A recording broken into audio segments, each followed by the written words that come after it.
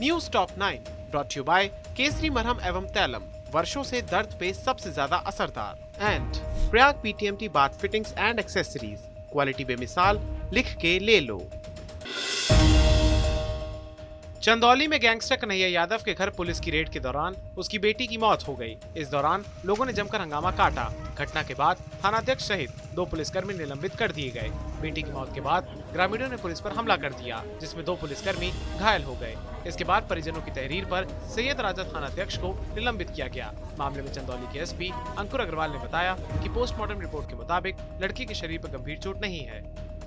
परिजनों से बात करी तो उन्होंने पुलिस के ऊपर मारपीट का और उसके कारण मृत्यु हो जाने का मुकदमा दर्ज करवाया और उसी संबंध में एसएचओ को ऊपर हमने निलंबन की कार्रवाई भी की।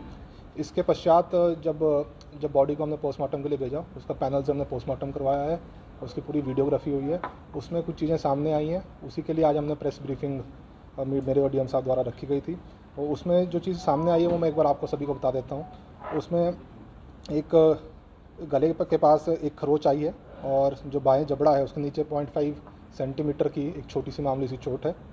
इसके अलावा कोई भी चोट पूरे शरीर पे इसके अतिरिक्त अंदरूनी और बाहर दोनों इंटरनल एंड एक्सटर्नल पोस्टमार्टम में नहीं आई है। चंदौली में लड़की की मौत के मामले में सपा अध्यक्ष अखिलेश यादव ने पुलिस पर निशाना साधा। उन्होंने कहा कि पुलिस पर 302 का मुकदमा दर्ज होना चाहिए। पुलिस ने जानबूझकर घटना की है। इसके अलावा उन्होंने लाउडस्पीकर पर भी सरकार पर निशाना साधा। उन्होंने कहा कि योगी अगर हिंदूवादी सीएम है तो मंदिरों के लाउडस्पीकर क्यों हटाए गए। पुलिस ने जानबूझकर ये घटना की है। पुलिस ने जात के आधार पर घटना की है। जो वहाँ के इंस्पेक्टर हैं या जो वहाँ के पुलिस के लोग हैं, उन्होंने जानबूझकर ये घटना की है केवल डराने के लिए। अगर उसकी बहन की जान गई है और बहन अस्पताल में है तो इन पुलिस वालों पर 302 का मुकदमा दर्ज होना चाहिए। इन्हीं की वजह से जान गई है। लाउड स्पीकर क्या गिनना, ये तो कह रहे थे कि हम केवल मुसलमानों के लाउड स्पीकर हटाएंगे। इन्होंने तो अपने लाउड स्पीकर भी हटा दिए। ये तो मुख्यमंत्री और सरकार अपने आप को हिंदूवादी बोलती है, तो आखिरकार इन्होंने मंदिरों के भी लाउड स्पीकर हटा दिए। अब ये क्या कहना चाहते हैं? चुनाव भर तो कहते रहे कि हम मुसलमानों को घर गिराएंगे या लाउड स्पीकर हटाएंगे, तो ये जाति और धर्म के हिसाब से भेदभाव करते हैं। ये लाउड स्पीकर हटाने वाली सरकार ये बताए कि नौजवानों को नौकरी और रोजगार कब देगी। डिप्टी सीएम केशव प्रसाद मौर्य ने वाराणसी में प्रेस कॉन्फ्रेंस कर सरकार की उपलब्धियां गिनाई। इस दौरान उन्होंने ग्राम विकास के लिए ग्राम प्रधान को आगे आने के लिए कहा। उन्होंने कहा कि गांव के विकास के लिए सरकार और प्रशासन की तरफ से जो भी सहयोग होगा उसे देने का काम करेंगे। लोगों का मैं आह्वान करता हूं कि वो आगे आवें। हम गांव के विकास के लिए पूरी तरह से उनके साथ खड़े हैं। ऐसे गांव की सूची बनाने का भी आज यहाँ पर निर्देश दिया गया है कि कम से कम एक ग्राम सभा इस वर्ष वित्तीय वर्ष में हम लोग उसको शामिल करेंगे और उसको एक बहुत ही अच्छे ढंग से विकसित करने का काम और पूरा सरकार की ओर से, प्रशासन की ओर से सहयोग देने का काम करेंगे।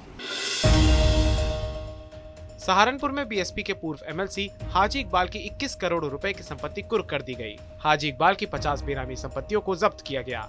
सारी बेनामी संपत्ति इकबाल के नौकर नसीम के नाम पर थी। उन्नाव में मुस्लिम युवती की संदिग्ध परिस्थितियों में मौत के मामले में सीएम योगी ने शोक संवेदना व्यक्त की। उन्नाव के डीएम रविंद्र कुमार ने मृतक के घर जाकर सीएम योगी की ओर से शोक संवेदना प्रकट की। मुख्यमंत्री के आदेश पर डीएम ने मृतका की मां को 5 लाख रुपए की आर्थिक सहायता के तहत धनराशि भी दी। आपको बता दें कि युवती का संदिग्ध परिस्थितियों में नर्सिंग होम की दीवार से 30 अप्रैल को शव लटका मिला था। कानपुर से बीजेपी के सांसद सत्यदेव पचौरी ने जिलाधिकारी और पुलिस आयुक्त को पत्र लिखा। बांग्लादेशी और रोहिंग्या मुसलमानों के अवैध कब्जों को लेकर उन्होंने पत्र लिखा।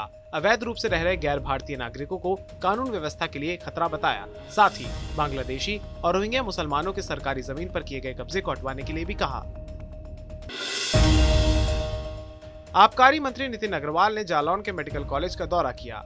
इस दौरान उन्होंने ऑक्सीजन प्लांट और वार्ड का औचक निरीक्षण भी किया और मेडिकल कॉलेज में सुविधाओं को बढ़ाने के निर्देश दिए। ईद का चांद निकल आया है। देश भर में कल ईद मनाई जाएगी। ईद का चांद निकलने के साथ ही लोगों ने चांद का दीदार किया।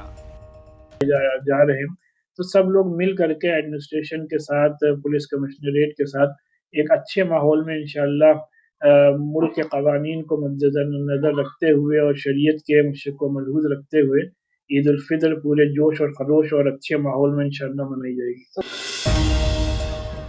चार धाम यात्रा की शुरुआत से पहले कल केदारनाथ मंदिर के कपाट खुल जाएंगे। मंदिर के कपाट खुलने से पहले आज बाबा केदारनाथ की डोली को ऊखीमठ से विधि विधान से रवाना किया गया है।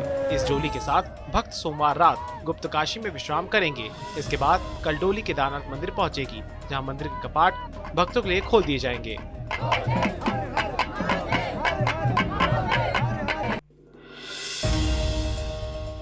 News top 9 brought you by Kesari मरहम एवं तैलम, वर्षों से दर्द पे सबसे ज्यादा असरदार, and Prayag PTMT bath fittings and accessories, quality बेमिसाल, लिख के ले लो।